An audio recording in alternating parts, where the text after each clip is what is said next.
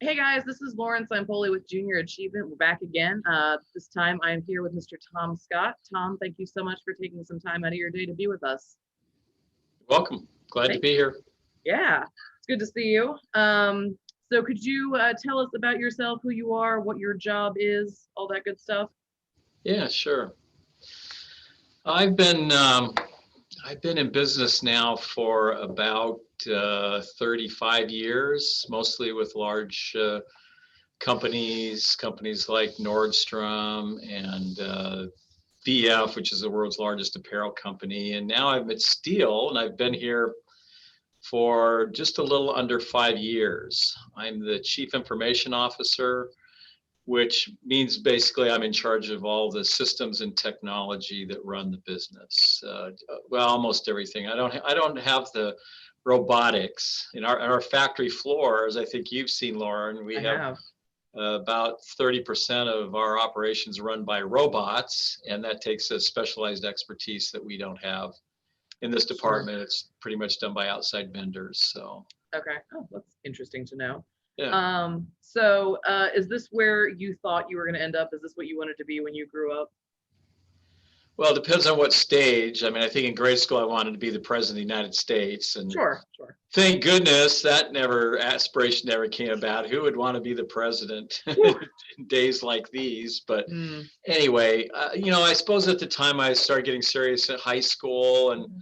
college, I knew I wanted to go the business route and I Sure. wanted to be a business executive. I didn't know I wanted to go technology when I was in school. I Mhm. graduated with an MBA from Master of Business Administration from Purdue. Mhm. And it just happened that the best opportunity I had out of college was with a consulting company that did information technology consulting. And that's what kind of got me down this path. Once I Sure. started down that path, I knew I aspired to be at the kind of the highest level in that path, which is a chief information officer. And Mhm. I hit it earlier than I thought. I hit it in my 30s. So then it was like, okay, now what do I aspire to be? And Sure. I've essentially been that for the last 25 years in different companies, but I've also been a chief operating officer in Mhm. some companies for about 15 years, which also had me in charge of warehouses and call centers and human resources. Even one company, I was responsible for a pharmacy. So Oh, wow. it's been a kind of a real diverse career, Yeah. which is what I wanted. Didn't want to do the same thing over and over, so I've been in a few different companies with Mhm. widely different responsibilities. So it's been great. Absolutely. Yeah, I'm good. It sounds like it's been a great experience, and obviously you're very good at what you do because you can continue to do it. So that's Yeah. fantastic. So you said, not every day is the same, which is great, keeps things interesting, but like what does maybe a typical day look like for you? Well, I'll just take today. It may or may not be typical, but I came in immediately to an issue we had to resolve quickly. We're doing employee reviews today, and I have three managers, each who did their reviews independently, and we're kind of running out of time. They all have to be delivered, signed by Friday, and I realized one of my managers had graded much higher than his two peers, which he hadn't done before, and so I quickly put together a spreadsheet which showed all of their scores and took averages and showed where one group's higher than another and how much the managers went up from last year to this year, and then rank ordered sorted it so we could see who are our top rated employees. Does that make sense to all of Mhm. us? Who gave the biggest? So, and then we had to adjust. That manager is just finishing kind of adjusting his scores down. And the Oh, I trouble is, see. he'd already given the review to his employees, which he wasn't supposed to do.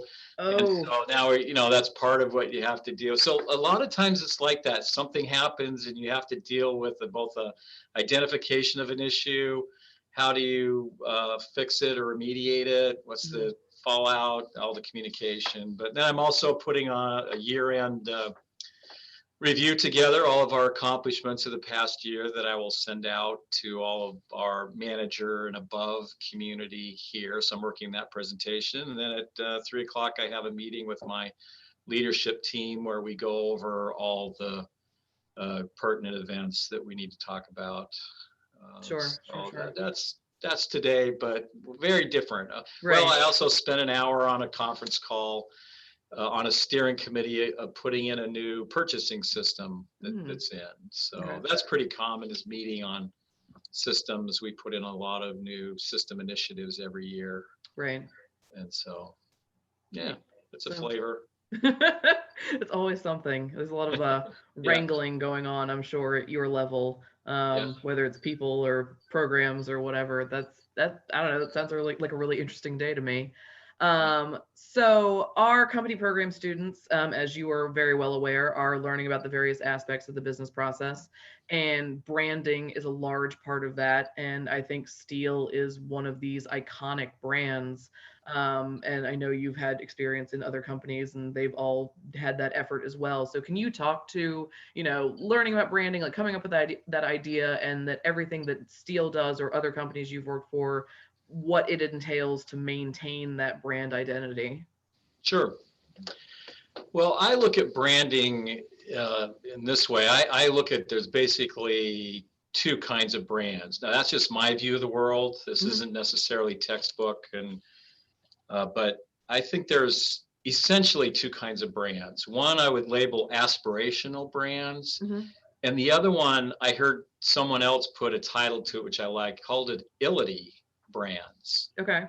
What's Illity brand, you ask? I do. And I'd say, well, it's brands that have characteristics that all end with Illity, like quality, reliability, Mhm.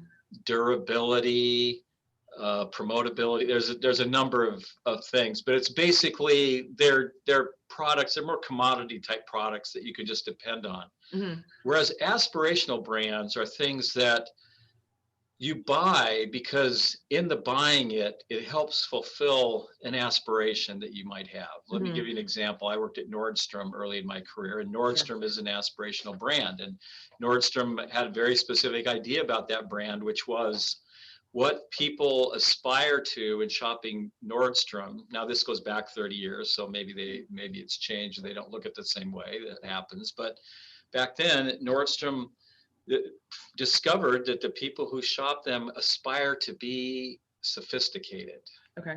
Nordstrom's a high-end clothing brand. Mhm. And so in buying Nordstrom clothes, you end up then fulfilling an aspiration. Oh, I'm sophisticated. Yeah.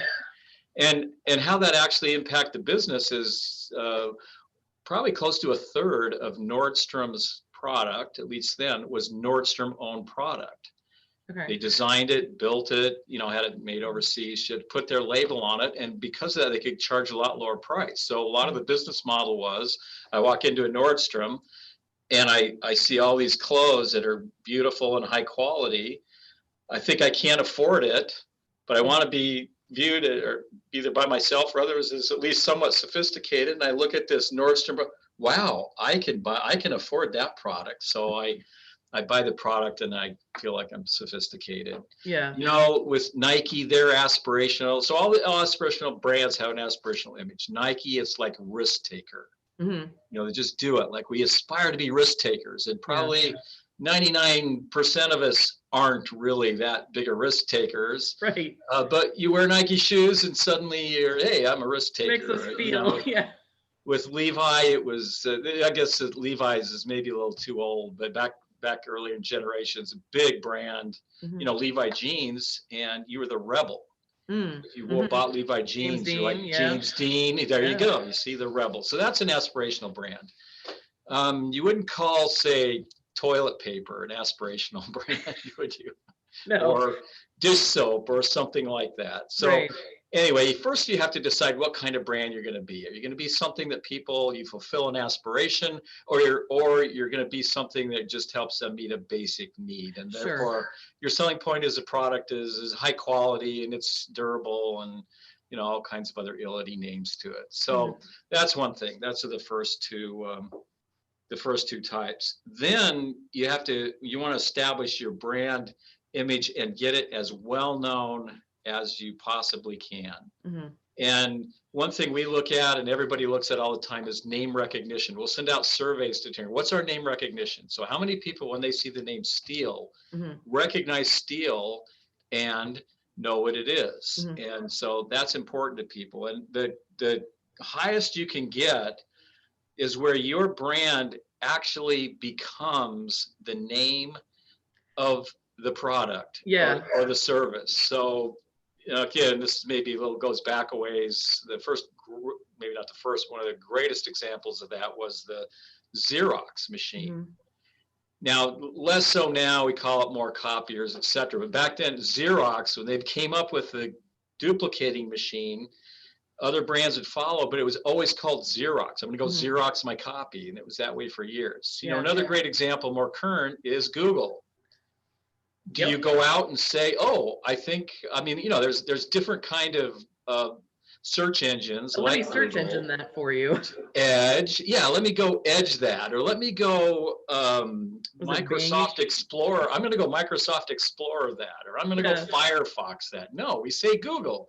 Even if we go to Microsoft and it's either their Edge browser or search engine is Sure. their latest one, we say Google. And so that puts Google in a preeminent spot that the more recognition you can get and the more identification with that brand that you can get, the more people buy it, which is what commercials are all about. It's to raise brand awareness and how you see it. And everybody wants to be in the number one or number two spot, because especially on things that are not commodity, especially on things, like in my business, like software.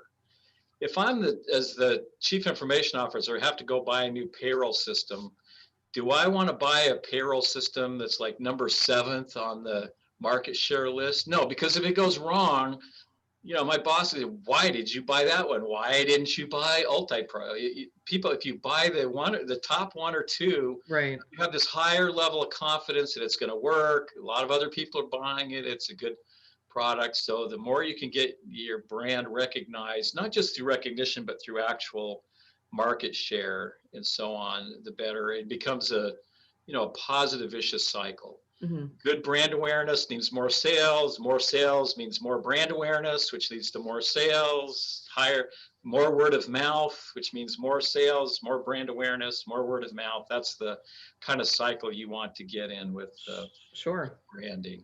So Yeah. Oh God, it's fascinating. Like obviously, I think these classes are they are kind of intro level survey classes, so they go over all these things, but you could spend a whole semester just on branding and brand awareness and everything. And I think leads me to my last question here. These principles can translate to our everyday lives because we talk about like personal brands and the whatnot. But do you have any advice to our students about like taking what they've learned in their classes, applying it to their educational careers or even just their day-to-day interactions? Oh, that's a good question. Well, the first thing that comes to mind, I guess, especially for students, is your own personal brand. Mm-hmm. It doesn't have a name, like I'm not the Tom brand, but I am Right. branded. Branding is how you're perceived by other people. Mm-hmm. It's kind of like, who you are. I heard someone once say, who you are in the world is what other people say about you. It's not what you think you are. It's how are you perceived by other people. Right. And so that in essence is like a brand. So as you are trying to prepare yourself to go to college or to get a job, part of that involves having to sell yourself, whether it's through an application. I mean, and it's the hardest kind of sale there is. I heard yet another person say, you're both the product and the salesperson. Yeah. So the more you can do to develop your brand, and one tangible way to look at that is what can you put on your resume?